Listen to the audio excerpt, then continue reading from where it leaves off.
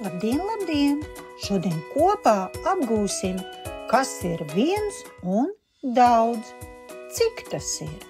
Lūk, grupā ir 1 skolotāja un atnāk 1 Marta. Vēl atnāk 1 Aleks un 1 Pēteris. Vēl uz grupu atnāk 1 Katrīna un 1 Elizabete. Lūk, grupā ir daudz cilvēku.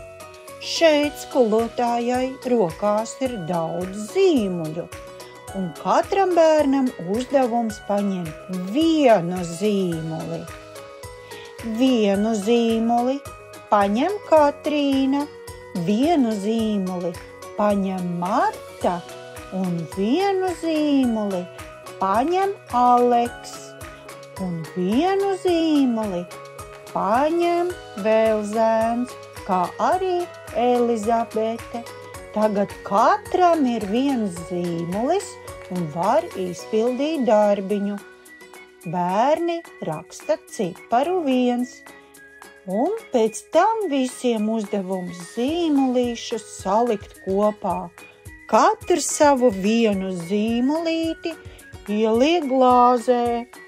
1 un 1. Līdz kopā ir daudz zīmuļu. Lūk, labs darbs padarīts. Atā, līdz nākamajai reizei.